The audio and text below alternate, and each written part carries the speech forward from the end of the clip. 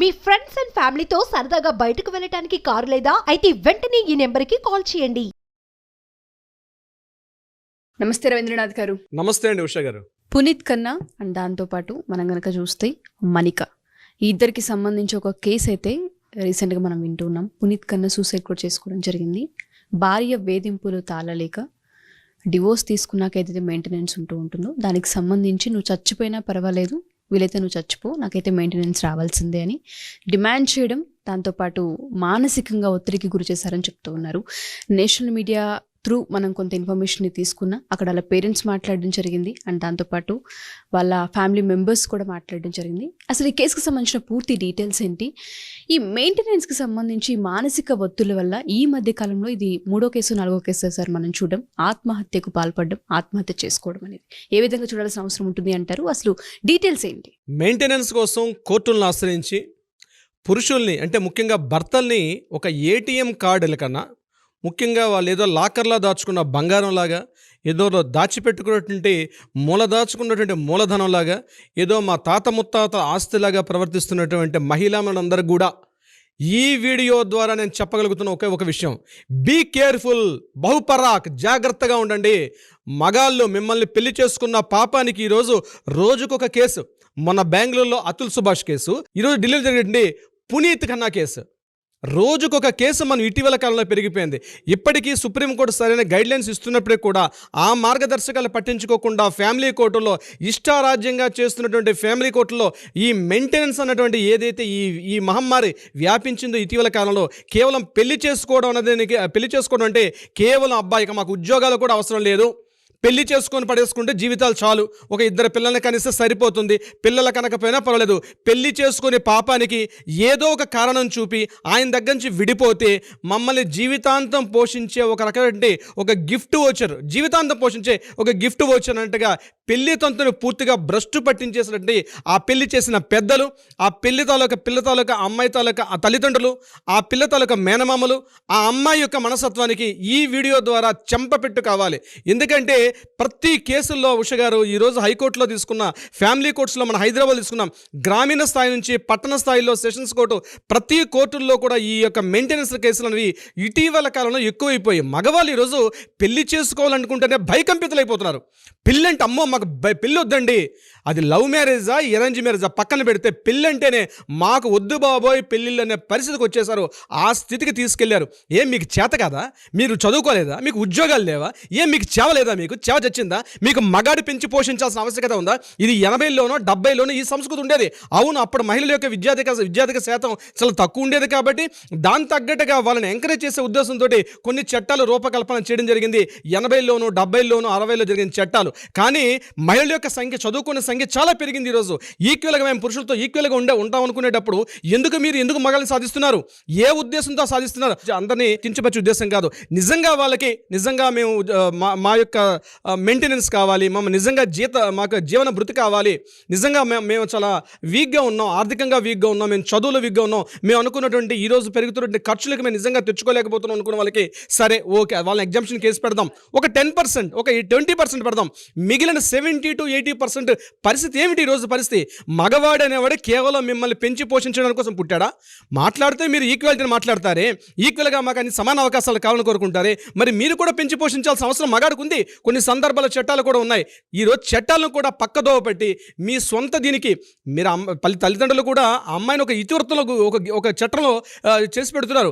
మీకు కూడా కొడుకులు ఉంటే తెలుస్తుంది, రాత్రనగా పగలనగా కష్టపడుతుంటే ఈరోజు మగాడి యొక్క పరిస్థితి సంవత్సరంలో 12 నెలల్లో సుమారుగా 4 నెలల పాటు ఈ దరిద్రమైన చట్టాలు, ట్యాక్స్లు కట్టలేక చచ్చిపోతున్నాం. ఉద్యోగాలు దేనికి చేస్తున్నాం అంటే ఈఎంఐలు కట్టడానికి, ఉన్నటువంటి ఇంట్రెస్ట్లు కట్టుకోవడానికి, ట్యాక్స్లు కట్టడానికి.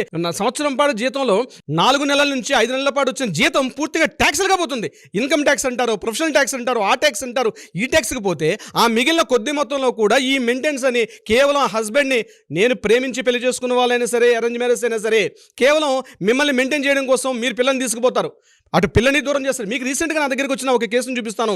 ఆయన 2001లో పెళ్లి చేసుకున్నారు. 2001లో పెళ్లి చేసుకుని 2018 వరకు, అంటే 18 సంవత్సరాల పాటు వైవాహిక జీవితం కలిసి ఇద్దరు పిల్లలు పుట్టిన తర్వాత ఏదో ఒక చిన్న కారణం, భార్యాభర్తలు అనుకుంటే ఖచ్చితంగా వస్తాయి సమస్యలు, దాన్ని సర్దుబాటు చేసుకోవడం వదిలేసి ఇతను బాగానే సంపాదిస్తున్నాడు, ఒక మంచి స్టేటస్లో ఉన్నాడు అని చెప్పి కేవలం డబ్బుల కోసం నుంచి ఆ పిల్ల తల్లిదండ్రులు ఆమెను వేరే చోటికి తీసుకెళ్ళిపోతే 2018 నుంచి ఈ రోజు ఆ హస్బెండ్ కొన్ని వందల కేసులు పెట్టి మానసికంగా, శారీరకంగా, ఆర్థికంగా అనేక రకాల చిత్రహింసలు పోతే మొన్న రీసెంట్గా బెంగళూరు టెక్కీ కేసు చూసాం మనం, అతుల్ సుభాష్ యొక్క ఆత్మహత్య కేసు. నా దగ్గరికి వచ్చాడు ఆ క్లయింట్, సార్ నా పరిస్థితిలో ఉంది, నేను ఎందుకు జాబ్ చేయాలి సార్, ఈరోజు నా కొడుకు నా కూతురు నా దగ్గర లేరు, ఇప్పుడు నేను జాబ్ చేసినంటే కేవలం మెయింటెనెన్స్ కోసం జాబ్ చేయాలి, ఏమి చేస్తారో చేసుకొనియండి సార్, అరెస్ట్ చేస్తారా, జైల్లో పెట్టుకొనియండి. అంటే మనుషుల్లో మగాళ్ళు ఒక రకమైన మానసికంగా పూర్తిగా ఏం చేస్తారు, జైల్లో పెడతారు, అంతకన్నా ఏం చేస్తారు సార్, నేను దీనికన్నా అక్కడే పోయి కూర్చుంటా, నేనైతే ఉద్యోగం చేయండి సార్, కేవలం నా కొడుకు కూతురును కూడా చూసుకోలేకుండా కేవలం నా డబ్బుల కోసం చెప్పి వాళ్ళ అక్కడి నుంచి హెరాస్మెంట్ చేస్తుంటే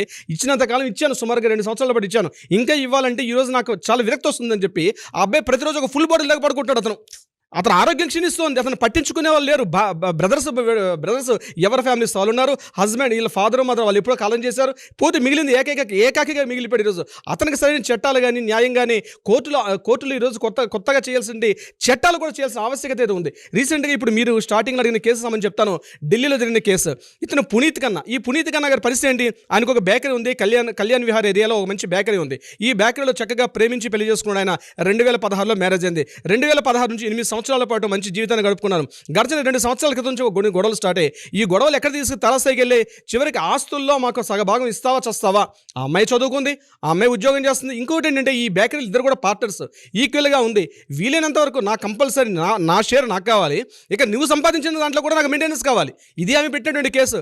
హెరాస్మెంట్ పెట్టి కేసులు అయిన తర్వాత డివోర్స్ స్థాయికి వస్తే నిన్న ఆయన చనిపోతూ 59 నిమిషాల 34 సెకండ్ల ఒక వీడియోని ఆయన రిలీజ్ చేశాడు. ఆ రిలీజ్ చేసిన వీడియోలు ఏంటంటే తన మానసిక క్షోభ మొత్తం కూడా చెప్పాడు. ఇదే కేసు మనం అతుల్ సుభాష్ కేసులో బెంగళూరులో కేసు విన్నాం. సేమ్ కేసు ఆయన ఇక్కడ కూడా అదే కేసు అని చెప్తున్నాను. ఆయన నన్ను ఎన్ని రకాలుగా మానసికంగా నన్ను క్షోభింపజేస్తుంది. నేను ఫ్యామిలీలో దూరం అయిపోయాను, నా సిస్టర్స్కి, నా ఫాదర్కి, నా మదర్కి.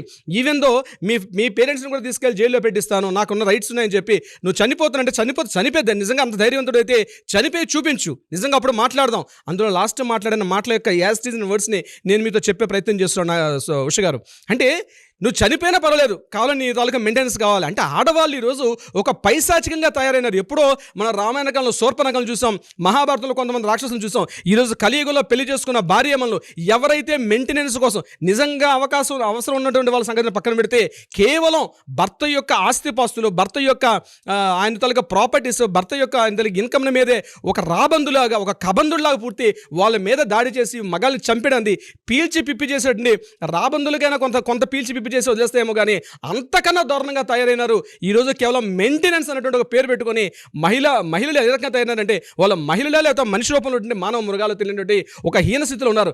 నిజంగా ఈ యొక్క వీడియో చంపబెట్టు కావాలి. ఇటువంటి ఆలోచన ఎవరికైనా నిజంగా న్యాయంగా అడగండి. మీకు నిజంగా ఇన్కమ్ ఇబ్బంది, మీకు బతకాలి అనుకునేటప్పుడు కొంత సపోర్ట్ చేస్తాడు. మీరు చదువుకున్న వారైతే వేరే ఉద్యోగం మరొకటి ట్రై చేయండి. అంతేగాని పెళ్లి చేసుకున్న పాపానికి ఆయన పీల్చి పిప్పి చేసి రక్త మాంసాలు పూర్తిగా మూర్తిగా చంపేసేయాల్సిన పరిస్థితి మీకు ఆ హక్కు ఎవరు ఇచ్చారు? అది అర్థం చేసుకోవాల్సిన పరిస్థితి ప్రతి ఒక్క మహిళా మన చేతిలో ఉంటుంది. ముఖ్యంగా ఎవరైతే డివోర్స్కి, మెయింటెనెన్స్కి ఎవరైతే వెళ్ళాలనుకుంటున్నారో ఒకసారి ఆలోచించుకోండి. మీకు సపోర్ట్ కావాలి. పెళ్లి చేసుకున్న పాపాన్ని కొద్దిగా సపోర్ట్ చేస్తాడు. మరలా మీ కాళ్ళ మీద మీరు నిలబడి ఆయన్ని పీల్చిపిప్పి చేయకుండా మీరు వద్దనుకునేటప్పుడు, ఆ మనిషి వద్దనుకునేటప్పుడు ఆయన పక్కన పెట్టేసేయండి. మనిషి వద్దు, కానీ ఆయన మనీ మాత్రం మీకు కావాలా? ఇదే న్యాయం అండి. ఇది మీరు చదువుకోలేదా? మీరు అక్షరశూన్యులా, నిరక్షరాస్యులా? మీరు ఏమన్నాను చదువుకోండి, మీ కళని ఎదగండి. పిల్లల విషయం అంటారా? పిల్లల విషయంలో ఖచ్చితంగా ఇద్దరికి చిరో భాగస్వామి ఉంటుంది. పిల్లలు ఒకరైనా ఇద్దరైనా ఇద్దరిని చూసుకోవాల్సిన బాధ్యత, ఒకరిని చూసుకోవాల్సిన బాధ్యత తల్లిదండ్రులు ఇద్దరు కూడా చిరో భాగస్వామి ఉంటుంది. ఇద్దరు కలిసి పెంచి పోషించండి, వాళ్ళని అనాథం చేయకండి. తండ్రి లేని లోటును వాళ్ళని చేసే ప్రయత్నం చేయొద్దు. దయచేసి ప్లీజ్ మహిళామల్లు బీ కేర్ఫుల్. సార్ మీరన్నట్టుగానే ఈ కేసుకు సంబంధించి మనం చూస్తే మరి మనికాకి ఏదైతే ఆయన 50 నిమిషాలకు నిడివి ఉన్న ఒక వీడియోను కూడా ఆయన రిలీజ్ చేయడం జరిగింది ఆత్మహత్య చేసుకునే ముందు. ఈ పరిస్థితుల కారణంగా నేను వాళ్ళు చనిపోతూ ఉన్నాను, నువ్వు చచ్చిపోయినా పర్వాలేదు, నాకు మెయింటెనెన్స్ రావాల్సింది, ఆ పదాలు కూడా ఆయన వాడారు కాబట్టి అడుగుతున్నాను. ఈ అమ్మాయి విషయానికి సంబంధించి ఎఫ్ఐఆర్ ఏమైనా ఫైల్ చేసే అవకాశం ఉంటుంది అంటారా? చాలా మంది బయట ఆడవాళ్ళు ఈ విధంగానే హస్బెండ్స్ని ఓన్లీ మెయింటెనెన్స్ కోసమని హింసించి వాళ్ళు ఆత్మహత్యలు చేసుకునే వరకు, లేదంటే మానసిక క్షోభకు గురయ్యే వరకు తీసుకొస్తున్నారు. కొన్ని కేసులు మనం చూస్తాం కాబట్టి అడుగుతున్నాను. ఏ విధంగా ఎఫ్ఐఆర్ చేసే అవకాశం ఉంటుంది అంటారు? వీళ్ళకి ఎటువంటి శిక్షలు పడే అవకాశం ఉంటుంది అంటారు? ప్రధానంగా దీనికి సంబంధించి ఇప్పటివరకు ఈ క్షణం మనం వీడియో చేస్తున్న సమయానికి ఎఫ్ఐఆర్ కాలేదని మనకున్నటువంటి విశ్వసనీయ సమాచారం ఇన్ఫర్మేషన్ జరుగుతుంది మీడియా ద్వారా. అయితే ఇప్పటిదాకా జరగలేదు. ఆ వీడియో ఫుటేజ్ అంతా కూడా పోలీసుల యొక్క ఆధ్వర్యంలో ఉంది. ఇంకొకటి కేసు ఆల్రెడీ పోలీస్ స్టేషన్ మన కోర్టు పరిధిలో ఉంది. దీనికి సంబంధించిన కేసు అంతా కూడా. అయితే ఇంకా డివోర్స్ కాలేదు. దీనికి సంబంధించిన మెయింటెనెన్స్ మీద, ఆస్తుల మీద ఇద్దరి మధ్య వాగ్వాదం నడుస్తుంది. ఇక్కడ గుర్తుపెట్టుకోవాల్సింది కోర్టులు చట్టాలు ఎంతవరకు అంటే ఉన్నటువంటి వాద్యాన్ని ఏదైతే వివాదం ఉందో ఆ వివాదాన్ని పరిష్కరించే దిశలో ఉంటాయి. కానీ మానసికంగా జరుగుతున్న అలజడిని ఏ కోర్టులు పరిష్కరిస్తాయి? ఉష గారు, మానసికంగా అతను ఈరోజు మనం ఏదైతే అనుకుంటున్నామో పునీత్ ఖన్నా గారు అతను పడినటువంటి మానసిక వేదన, దానికి ఏ కోర్టులు సమాధానం చెప్తాయి? మానసిక వేదనకు సంబంధించిన కోర్టులు ఎక్కడా లేదండి, బహుశా ఉండవు కూడా. దానికి ఒక మానవీయ కోణంలో చూసుకోవాల్సిన అర్థం అయితే ఉంటుంది. కోర్టుకి వెళ్తాం, సమస్య వచ్చింది, సమస్యకి ఇద్దరు తేల్చుకోలేకపోతున్నాం కాబట్టి కోర్టు పరిధిలోకి వెళ్ళి దాన్ని ఎలా డిసైడ్ చేసుకోవాలని చెప్పడం కోర్టు ఒక దిశానిర్దేశం చేస్తుంది. ఇలా ఉండండి అని చెప్తుంది. ఏ కోర్టులో కూడా మీరు చనిపోమని చెప్పి లేకపోతే అంటే దాన్ని ప్రతీకాత్మకంగా తీసుకోమని చెప్పి ఏ కోర్టు కూడా చెప్పవు. సమస్య వచ్చింది, సమస్య ఇలా చేస్తే బాగుంటుందని చెప్పి ఒక సూచన మాత్రమే చేస్తుంది కోర్టు. ఒకవేళ ఆ సూచనలు అంగీకరించకపోతే దానికి తగ్గ శిక్షలు మాత్రమే ఉంటాయి. దిస్ ఇస్ ద కోర్టు యొక్క పరిధి. అంతకుమించి ఒక హ్యూమానిటీ వాల్యూస్, ఎందుకు పెళ్లి చేసుకున్నాం, ఎందుకు బతుకుతున్నాం, మనం మనుషులు అన్నటువంటి విషయాలు తెలుసుకోవాల్సిన అవసరం. ఎవరైతే ముఖ్యంగా ఈ మెయింటెనెన్స్లు, ఈ విడాకులకు సంబంధించిన వెళ్తారో తప్పులు జరగడం సహజం, దాన్ని సరిదిద్దుకోవడం మనిషి యొక్క నైజం, అంతేనండి. సో మీరు అన్నట్టుగానే ఈ కేసుకు సంబంధించి పునీత్ ఖన్నా గారి ఆత్మకు శాంతి కలగాలని కోరుకుందాం, ఆయనకు న్యాయం జరగాలని ఆశిద్దాం సార్. ఈ కేసుకు సంబంధించి ఎఫ్ఐఆర్ అయితే ఇంకా జరగలేదు కాబట్టి ఫర్దర్గా ఎలా ముందుకు తీసుకెళ్తారు, కోర్టు ఎటువంటి అంటే వాగ్వాదాన్ని ఇచ్చే అవకాశం ఉంటుందన్నది డీటెయిల్స్ నెక్స్ట్ వీడియోలో మనం కూడా తెలుసుకొని చేద్దాం. Thank you so much. Thank you so much Usha గారు.